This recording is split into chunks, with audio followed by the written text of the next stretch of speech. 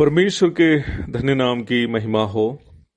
प्रभात मनन के सत्र 1381 में आप सभी का बहुत ही विनम्रता के साथ स्वागत करता हूं। आइए आज का मनन के लिए हम पढ़ते हैं पहला तीमुथियुस अध्याय 5 पद 15। क्योंकि कई एक तो बहकर शैतान के पीछे हो चुकी है।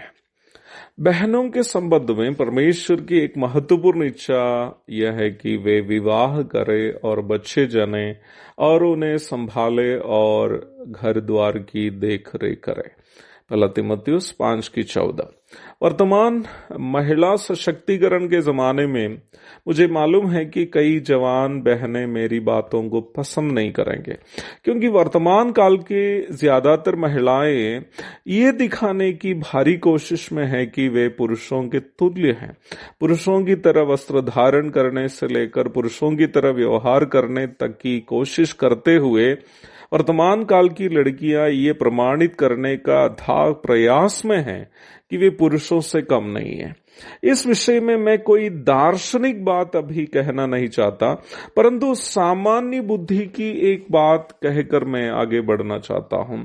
आप सभी लोग जानते हैं कि मैं एक पुरुष हूं। मान लीजिए कि मैं एक साड़ी और ब्लाउज पहनकर महिलाओं की तरह शर्माते हुए कमर बत्तख की तरह हिलाते हुए चलूं और चलते वक्त रास्ते में एक सांप को देखकर तुरंत मेरी पत्नी के पीछे छिप जाऊं, तो आप मुझे देखकर क्या करेंगे? क्या मुझे देखकर हंसेंगे या मेरी तारीफ करेंगे? मुझे मालूम है कि आप मुझे देखकर हंसेंगे, क्योंकि मैं एक पुरुष होने के कारण एक स्त्री का व्यवहार आप मुझसे उम्मीद नहीं करते हैं।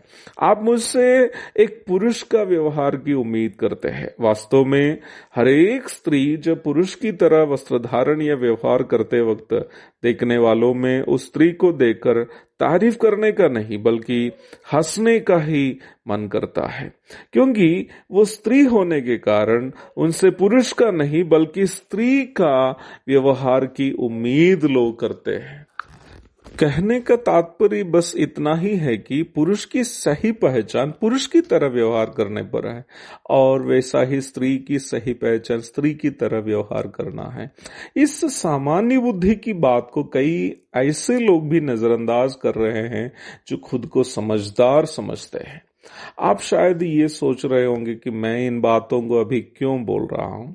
बस ये कहने के लिए कि जैसे पुरुष को प्रभु यीशु मसीह के प्रतिनिधि के रूप में उनका प्रेम प्रकट करने का आत्मिक दायित्व सौंपा गया है, वैसे ही स्त्री को भी ये दायित्व बाइबल के माध्यम से सौंपा गया है कि अपने अपने घरों में वे कलीसिया के प्रतिनिधि के रूप में अपना आत्मिक दायित्व को निभाए। कलीसिया का सबसे बड़ा दायित्व नई आत्माओं को जीतना है और कलीसिया वो जगह है जहां जीती गई नई आत्माएं प्रभु में, प्रभु के स्वभाव में, आत्मिकता में, पवित्रता में बढ़े।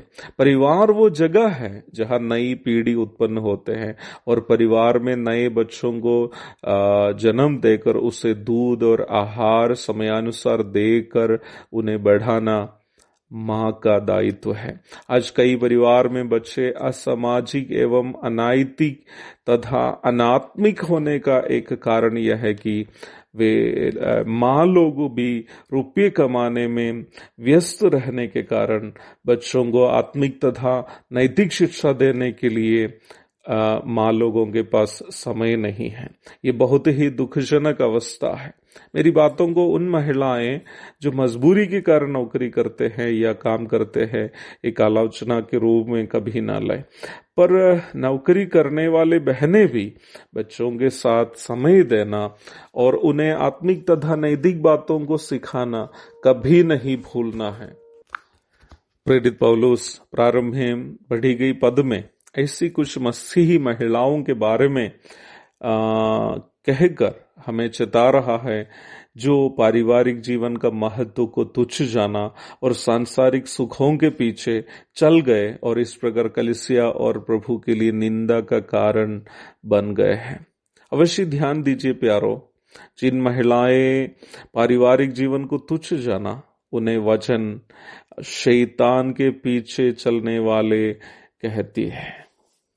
मुझे सुनने वाले मसीह बहनें अवश्य इस बात को समझे कि आप अपने अपने घर में सुबह से शाम तक मेहनत करते हुए अपना घर की जो देखरेख करती हैं और बच्चों को परमेश्वर के राहों में अगुवाई करती हैं, ये भले दुनिया के नजरों में महान कार्य भले नहीं भी हो, पर परमेश्वर के नजरों में एक महान सेवा है। और इस प्रकार करने के द्वारा आप प्रभु के इच्छानुसार कलीसिया का प्रतिनिधित्व अपने जीवन के द्वारा कर भी रहे हैं। इसका बड़ा प्रतिफल आपको प्रभु से अवश्य मिलने वाला है। आप अपने जीवन से प्रभु का सम्मान कर रहे हैं।